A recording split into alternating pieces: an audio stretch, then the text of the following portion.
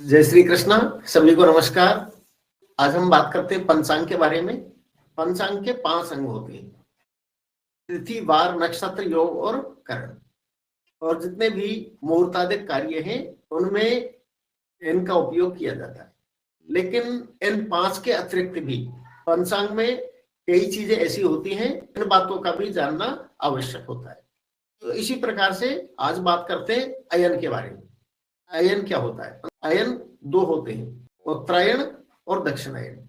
जब सूर्य की गति उत्तर की ओर होती है तो उसे कहते हैं उत्तरायण, और जब सूर्य की गति दक्षिण की तरफ होती है उस अवधि को कहते हैं दक्षिणायन। मकरादि षटभस्ते सूर्य सौम्यायनम तथा कर्कादि राशि षटकस्थै बुधेर्यम्यायनम स्मृतम।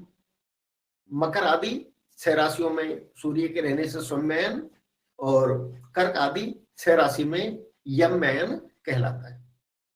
उत्तरायण सूर्य जितने समय रहता है उस समय को देवताओं का काल यानी देवताओं का समय इसको माना जाता है।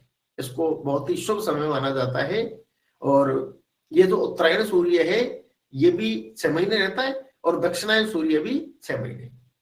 पंचांग के अनुसार संक्रांति 12 होती है, मेष से मीन तक।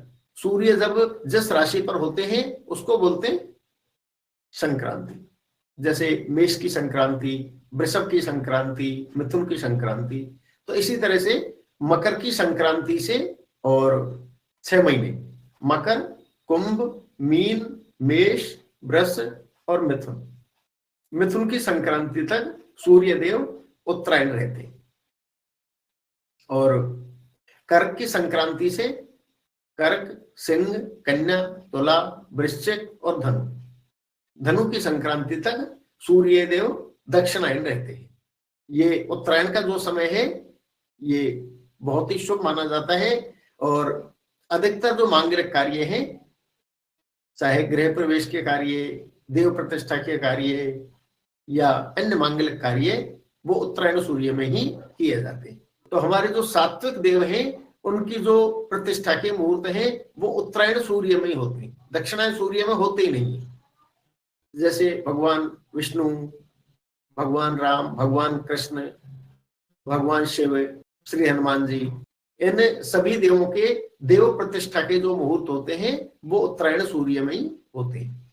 इसी तरह से अन्य जो मांगलिक कार्य हैं ये भी इस उत्तरायण सूर्य में बहुतायत में होते हैं, जबकि दक्षिणायन सूर्य में कम होते हैं।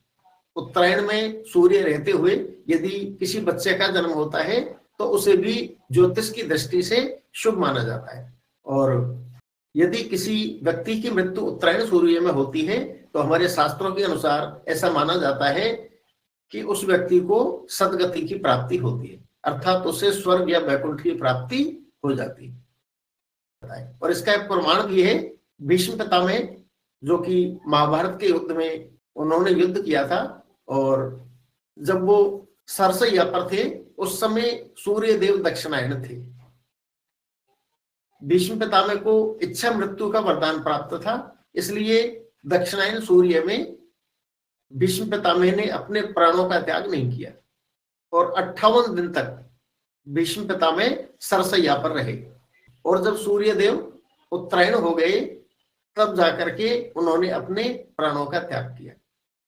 यदि आपको वीडियो पसंद आता है तो आप वीडियो को लाइक करें और चैनल को सब्सक्राइब करें।